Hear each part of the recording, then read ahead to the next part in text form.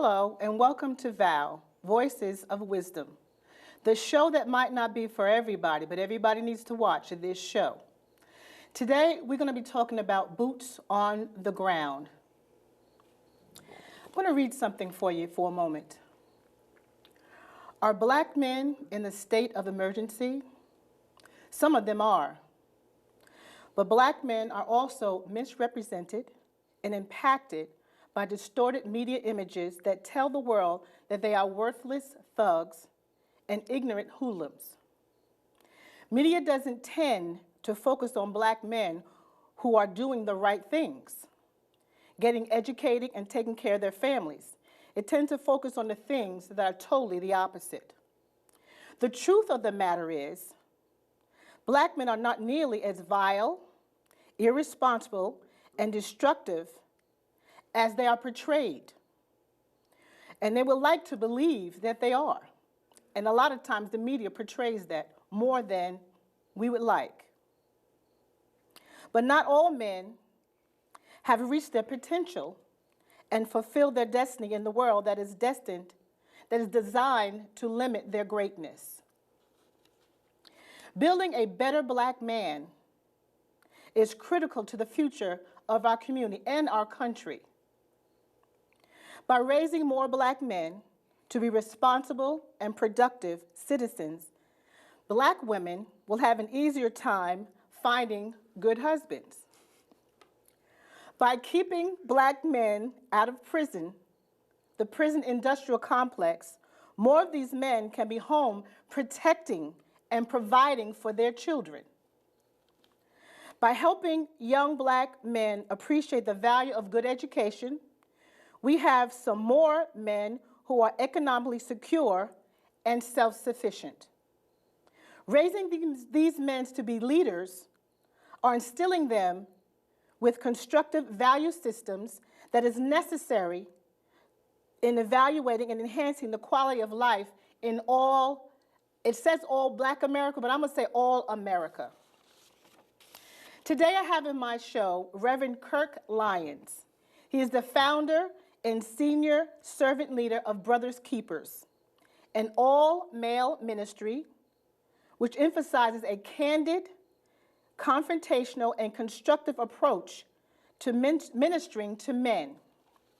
He has been on the Inside Edition program, and Reverend Lyons and Brothers Keepers are committed to the goal of changing our world one man at a time. Welcome, Reverend Lyons. How are you today? I am well. Thank you for having me on your show. Thank you for taking the time out of your crazy, crazy busy schedule. And you know, it's just such an awesome thing to have you representing what we're talking about today. Wonderful. I'm glad that I can be a part of it. I'm glad that we do have a cauldron of men that are part of the answer and not the problem, that are part of the solution, actually, and no longer the problem. The ministry that I chair, called Brothers Keepers, is a collection of men from all walks of life, at all stations of life. We meet midweek on Wednesday nights in Brooklyn and on Tuesday nights in Newark, New Jersey. And our sessions are not quite the typical religious service. Candid, confrontational, and constructive is really a good characterization of the way we do things. We speak in the language that men talk in so that we understand each other. We do confront our issues with each other. We put them on the table and we listen to what we call the village around us, and we pour wisdom into each other, but we hold each other accountable. That's important. And one of the aspects of the ministry is our accountability partnerships, where you are partnered with someone that actually holds you accountable, where you have a transparent relationship with that individual. And when men take the time and step to the challenge of being transparent and holding each other accountable, the wonderful, wonderful effects that it can have on a man's life are just cannot be calculated. And we're actually seeing lives transformed right before us by the men that participate in our ministry. You know, I think it's very interesting how the ministry is different, because I know I've heard this said that, you know, as we know in the black church, we'll say, there's a lot of women in the church. I'm going to go there. Yes, I will go there. And it's true. And, you know, it is kind of womanized. You know, it's kind of the way the program is, the way the services go, is kind of more geared that way. And I've heard this. I'm very sensitive, very open to, you know, how men do things and sensitive to how men receive things. I really am. And I understand that. You know, I sat back and I listened to someone saying that, was a minister talking about that. And he said that, you know, most men, you know, they don't get to exercise how they want to. So I think this is an ideal setup. And how did this start? How did you start this, and why was the reason why you started this? Well, I started it because I got a vision. I spent a few days in Chicago where I thought I was going for a conference, but I actually spent most of the time in my hotel room praying. And I actually saw a vision of the ministry. Very strange and very different, because I saw myself ministering to large groups of men. And it's interesting that you talk about men and their lack of involvement in the church. And this is just not a Christian phenomenon, but this is something that I've found actually exists in different faiths. And inevitably, I generally get asked this question when I'm interviewed, so I'm going to beat you to the punch. Okay, good. Thank you. Why is it that men don't go to church? What is the problem with men going to church? And the answer that I typically give is because they've gone to church. And it's what they have seen, what they have witnessed, as well as what they have not seen, the things that they cannot identify with. So there's been no impetus for them to return to church or to become an active part of their church. They just have not found that thing to connect with. And when you couple that with what church is competing with on Sundays, with, you know, the snacks and the ball games, you know, you got football on this hand, you got boring church that's more catered to the ladies than the men. Right. I don't know. Football generally wins out. Absolutely. Yeah. Absolutely. But there have been different models that have cropped up where men have walked into certain congregations and they have seen men. They've seen men doing praise and worship. And I'm talking about men that are involved in the church that are not just the men that are in leadership, meaning it's not just the pastor, not just the deacons, but it's the men in the pew that have taken an active part to being on committees, to being a part of certain other arms of the ministry and being the face of the ministry. And it's something when a man walks into a church and then he is confronted and greeted by other men. It makes a difference in his life, as opposed to just no one engaging in the man and he's looking around and seeing mostly women, you know, in a service that is geared toward the female populace. So we spend a lot of time on the street talking to men before our service begins and engaging them and praying for them and then inviting them into our service. And in our fellowship in Newark, we have spent upwards of 3.5 to 4 hours on the street at a time, engaging in literally hundreds of men that are out on the street. So just give me a snapshot of what happens, or how you go about doing this, like the setup for the night, and how you go about and how the men prepare. You know, just give me a little snapshot of how that's done. Certainly. Prior to the service, we like to spend about 1.5 hours or 2 hours on the street around the area where we're going to hold our service. That's a way of letting men know. We hand out little leaflets letting them know who we are, what we do, and that this is something that is geared toward men. So even if they don't come on that day, they have something that they can walk with. On the leaflet is information about our service, but it's also information about what we call our Monday morning manna prayer conference call. Every Monday morning at 7 a.m. for 15 minutes, we have a prayer conference call. We have a national prayer list, and literally men from around the country call in on that prayer line, and that's how we begin our week together in solidarity with one another, praying for each other's needs. So even if they can't come and join us on that night, they know that there is something they can participate in and become an active part in. And then we have about a half hour to 40 minutes of prayer that goes on with light worship music praying before we actually start. And there's usually a topic that I'm teaching from the Bible, or we might be in the middle of reading a book. The last book we were reading was from Kathleen Palmer called Save the Males, Okay. a book on why men are important and why men matter and why it should be important for women is the subtitle. And we go through works like Walter Wink's Engaging the Powers, getting men to understand the forces that are against them, teaching them about spiritual warfare, teaching them about fiscal responsibility, literally walking men through what it means to be the priest, the protector, and the provider of your household.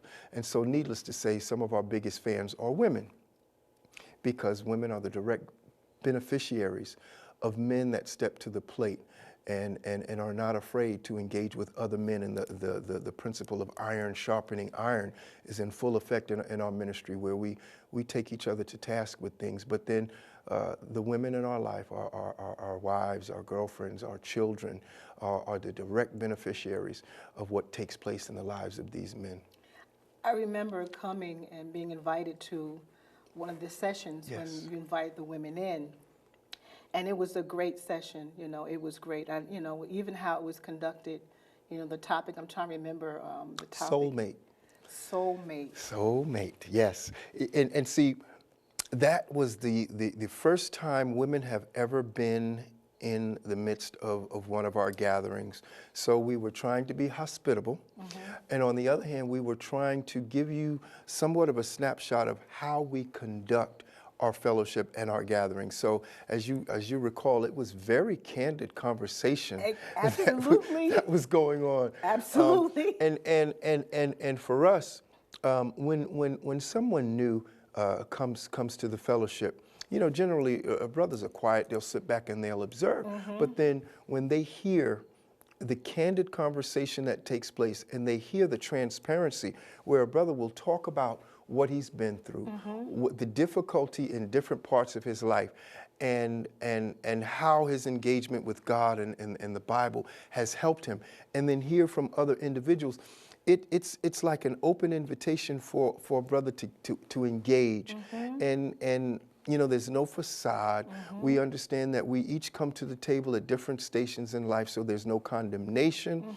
We're very real with each other, and like I said, we're transparent, and so the transparency is a key factor in what we do, because we don't pretend to be anything other than who we are, and no one is perfect, but we do believe in the love ethic, and the love ethic it can be tough love at times when you call someone on the carpet and hold them to, but men understand that and men respond to it. I always share with people that ask, how do you build a fellowship of men? How can we increase the population of men in our congregation? Men thrive in an environment of discipline. It's just something about us where we have a chip inside of us. We thrive in an environment of discipline, and we respond well to being challenged. If a man is in a place where he's not being challenged, he typically gets bored and loses interest. But if he's being challenged, if there's always something to challenge him and stoke that thing inside of him that calls him to step up and be a man, he generally likes to return to that environment because it does something for him. You know, it's funny. How I'm going to say this. I'm going to say it this way. I feel like God's given me a little insight of what is important to make sure that man knows he's the man.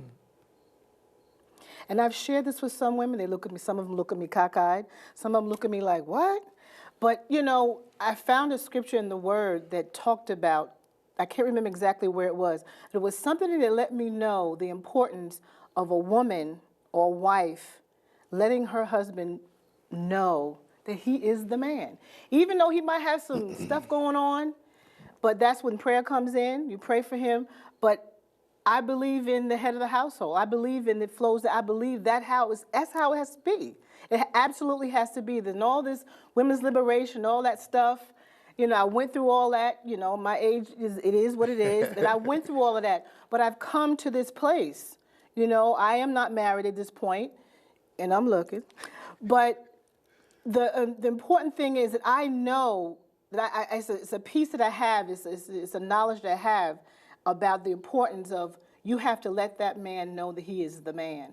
You know, even I would say more important than letting him know, acknowledging within yourself that the choice that you have made is in choosing to be with a man, right, who is a man, who even if he is not in the place where he should be, he certainly has the attributes and certainly has the potential to become right, what he should be. right. And then there is allowing him the space to become, encouraging and speaking to him in a manner that acknowledges who he is or who he has the potential of becoming. I recall an incident where I was with a couple, and I knew the couple before they got together. The gentleman was new to Christ. Brilliant brother, just a brilliant brother, had a great mind. And so the woman was the more mature of the couple. And I watched how she mothered him.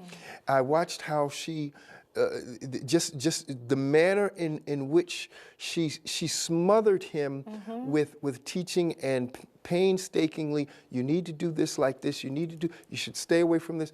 And I watched him absorbing. They were going to a wonderful church where they were being taught. I mean, it was a wonderful place for new Christians because they were really being taught quite well. And so he was just absorbing. He was like a sponge. And I watched this brother grow in leaps and bounds. And I remember saying to her, if you don't allow him the space to grow on his own and stop mothering him, you're going to lose him. He's not one to be mothered, and where he needs you constantly over his shoulder. And she didn't listen. And sure enough, he walked. I mean, and I'm just happy to say that the brother is married today with children, with a wonderful wife who saw these things in him and just kind of let this brother come into his own. And he is indeed the priest, the provider, and the protector of his household. And all of that was in him already. It's just that he was being smothered and mothered. And I think a part of it was her unwillingness to allow him to grow without her participation, without her intervention. It appeared as though she may have had some issues with control, and I have to be the one to teach him. I have to be the one to bring him along in his walk. And she ended up without him, unfortunately, for her. Yeah.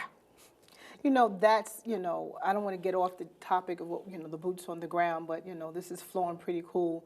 But that's something that I guess it's something personally I got to continue to deal with, because that's something that's really key to me, because I've seen women do stuff like this, and I cringe.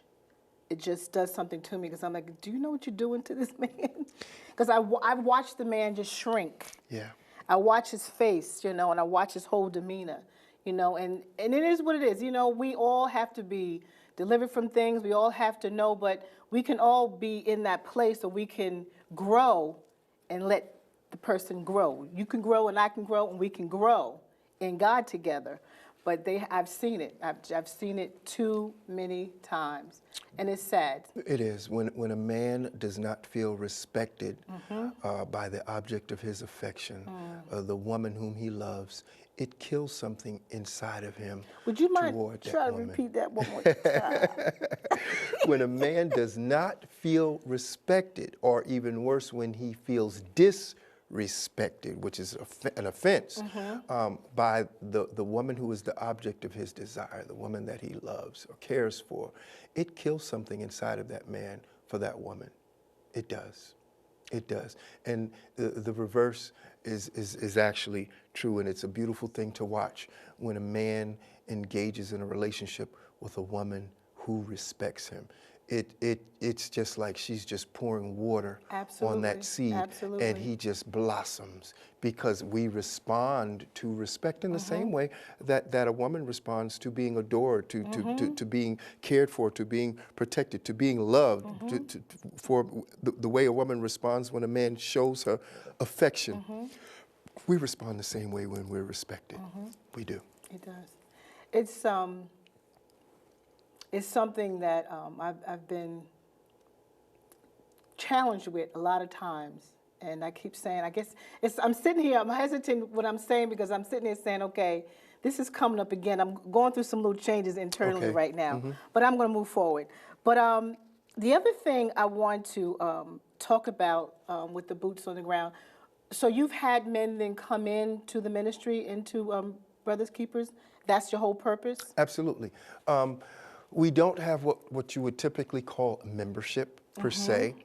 We don't hold services on Sunday morning. Our fellowship takes place midweek, Tuesday night in Newark and Wednesday night in Brooklyn. In addition to the fellowship where we meet and have our service where we have Bible study and different things, we also have what you have mentioned, boots on the ground on Friday nights. Boots on the ground is a military term, and it's a term that basically describes the way you actually win wars. You don't win wars from aerial assault. And I liken what we're doing to a military strategy in that you can pray for change in a place, but it's something about when you are present in the place to be an agent of the change that you have been praying for. It just adds a new dimension to the work that you're doing. And so I got some phone calls regarding the town where I grew up in Hempstead. There's an area that is called the Linden Triangle, and they were just having a rash of homicides in that area. And so some of the men in that area that know the work that I've been doing in Brooklyn and in New Jersey said, you need to come home and do some of that work here. We need your help. So I took some time to pray and actually walk in the area called the Linden Triangle. I did it for 5 consecutive Thursday afternoons, and I was praying for a vision of what we need to be doing in that area. And I saw myself leading a group of men at midnight, walking through that troubled area and praying as we were walking and praying for the young men in particular that we would encounter along the way. And we have been doing it now. This past Friday was our 19th week. And in the 19 weeks that we've been doing it, there has not been one homicide in the area where we've been walking. Outside the perimeter, there have been. But where we've been walking and praying, there's not been one homicide. And so we have a wonderful relationship with the Hempstead Police Department. I have a wonderful relationship with the Chief of Police. I spent some time talking to the what they call the CPOD unit, the Community Policing Unit in the village of Hempstead, to explain to them who I was, what we did, gave them brochures for the ministry to let them know this is not a fly-by-night group going along. We you know, this is something that we do. And they had a lot of questions. I answered all of their questions. And then they were a bit concerned because we were going out in one of the more troubled areas in the middle of the night on a Friday night. And so they offered escorts, and I said, we don't want any uniformed police officers in our ranks because it would prohibit us from doing the work that we need to do with these young men that are out there. They're not going to talk to us. They're not going to allow us to pray with them if they see. And so in the beginning, we had patrol cars that would be 2, maybe 3 blocks away, kind of watching what we were doing. And it gave us the space that we needed to engage these young men and to build relationship with them. And I remember how, and we encountered gang leaders, gang members, drug dealers, all sorts of individuals at that time of night. And I recall that I was being sent messages through the grapevine that they appreciate us coming out in the middle of the night and praying for them. And they wouldn't say it in person at first, but they would send messages through other entities. And we have grown to the place where they will see us. And there's 2 reactions that take place now. Either they run, where in the beginning it was very confrontational, but now they either run if they don't want to pray, or they put down whatever they're doing and join hands, literally joining hands with us on the street corners and pray and express their gratitude for us being out there and, in their own words, showing them some love. Yeah. Because, you know, I did that on a lower level in my community in Southampton on the Hill.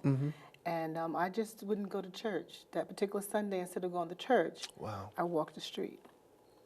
And you know, Brenda, it's so interesting because people look at the effort that you were doing and what we do with Brothers Keepers with Boots on the Ground as alternative ministry, when in fact, it's actually authentic ministry. Absolutely. That is the ministry that Jesus had. Absolutely. Where did he do ministry? In the street. Absolutely. He walked and he engaged the people he would encounter on the street.